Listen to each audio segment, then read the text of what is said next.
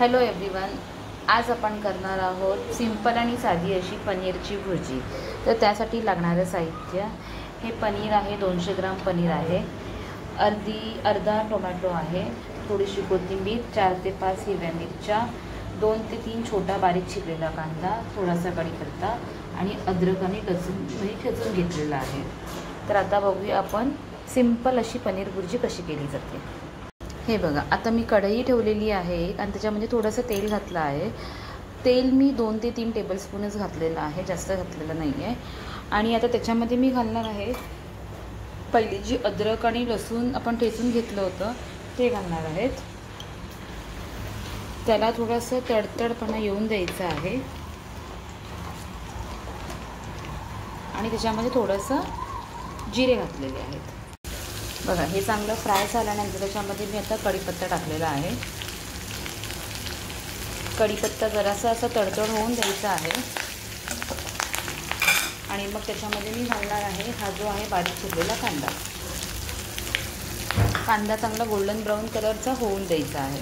बघा, कांदा थोडा फ्राय होतोय तेव्हा त्याच्यामध्ये मी थोडंसं मीठ घालणार आहे चवीनुसार आणि थोडीशी हळद घालणार आहे आणि ती फ्राय करून घ्यायची आहे। अशा प्रकारे आपला कांदा जो आहे तो गोल्डन ब्राऊन कलरचा झालेला आहे। त्याच्यामध्ये आता आपण टोमॅटो घालणार आहोत आणि आता हिरवी मिरची आणि थोडीशी कोथिंबीर घालणार आहोत आपण आणि ते चांगलं आपण एकजीव करून घ्यायचं आहे। मस्त असं एकजीव करून घ्यायचं आहे।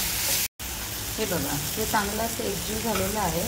आता याच्यामध्ये आपण जे पनीर घेतलं होतं ते पनीर घालणार आहोत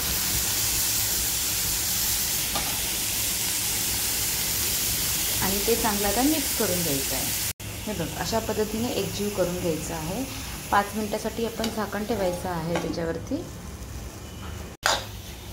हे बघा, 5 मिनिटानंतर आता आपण मस्त अशी पनीर प्लेट काढली आहे आणि आपली बघा पनीर भुर्जी शिजलेली आहे।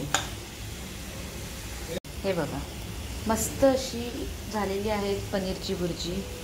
कोणी बोलणार नाही की ही व्हेज भुर्जी आहे, नॉनव्हेजच वाटणार आपल्या अंड्याच्या भुर्जीसारखी।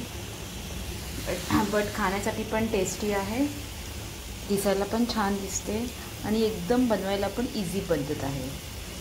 तर तुम्ही नक्की ट्राय करून बघा आणि आजच्या कमेंटमध्ये मला सांगा की आज माझी पनीर भुर्जीची रेसिपी तुम्हाला कशी वाटली। नेक्स्ट रेसिपीसाठी आपण पुन्हा एकदा भेटूया। Till then take care, bye.